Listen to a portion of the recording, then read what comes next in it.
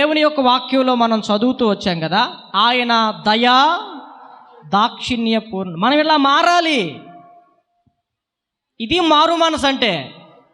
మారు మనసు అంటే ఏదో కాదు, ఒక నెల రోజులు ఉపవాస ప్రార్థన నుండి బాప్తీసం తీసుకుని నేలల్లో మునిగి బయటకు వచ్చిన తర్వాత తెల్ల బట్టలు వేసుకుని నెల రోజులు ఆడావుడి చేసి ఇదివరకు కంటే కూడా భయంకరంగా బతకటం కాదు.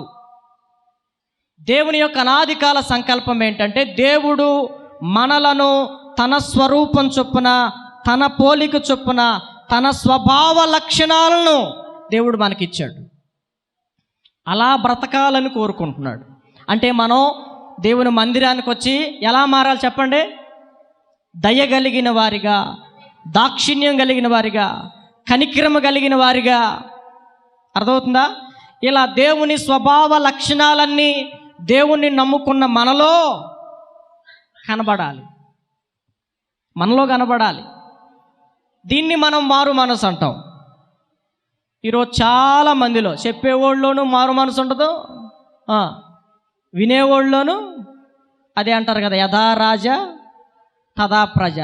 రాజు ఎట్ట అంటాడో మరి అది సేవకుని బట్టి కూడా అట్లాగే ఉంటాయి సంఘాలు. సేవకుడు ఎట్టున్నాడో సంఘం కూడా.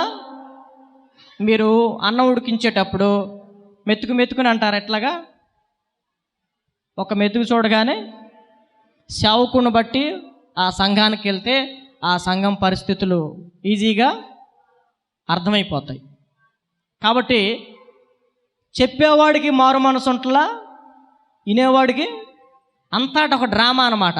డ్రామా సెట్ వాళ్ళు కనుక వచ్చి కాస్త రంగులు పూసుకుని కాసేపు రాత్రికి ఏం చేస్తారు, నాటకం వేసి వెళ్ళిపోతారు. చూసారా, సెట్టింగ్ వేసుకుని. అట్లా డ్రామా నడుస్తుంది సంఘాల్లో. చావు కూడా వేసే డ్రామా ఆయన వేస్తాడు, మీరేసే డ్రామాలు. అంత డ్రామా ట్రూపు మనది. ఒక డ్రామా బ్యాచ్, ఒక ప్రదర్శనలా కనబడతాం, ఎటోడోటి వెళ్ళిపోతాడు. అది అందుకనే అన్యజనుల మధ్యలో దినమెల్లా ఆయన నామం దూషింపబడుతుంది. చెప్పేవాడు కన్నా బుద్ధి ఉండాలి కదా. వినేవాడికి ఎట్టుకుడి సిగ్గులేదు అనుకో, చెప్పేవాడు కన్నా బుద్ధి ఉండాలి కదా. చెప్పేవాడికి లేదు, వినేవాడికి లేదు. అందుకనే సంఘాలు పాడైపోతున్నాయి. కాబట్టి నా దేవుని ప్రియులరా, మనం ఎలా మారాలి? మారాలంటే ఎలా మారాలి?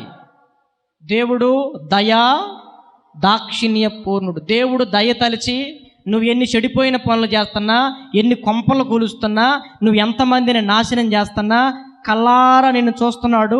నీకు టైం ఇస్తున్నాడు. మారు మనసు పొందుతావేమో, పాప క్షమాపణ పొందుతావేమో, బాప్తిసం పొందుతావేమో, సంఘ సహవాసంలోనికి అడుగు పెడతావేమో అని ఇప్పటికే నీకు చాలా సంవత్సరాలు ఇచ్చాడు. ఎందుకు?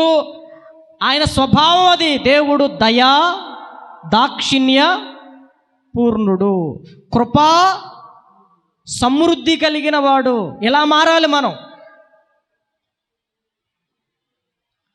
అర్థమవుతుందా? ఇలా మారాలి. ఇది దేవుడు నాలో కానివ్వండి, మీలో కానివ్వండి, ఎవరిలో నేను కోరుకుంటుంది అదే.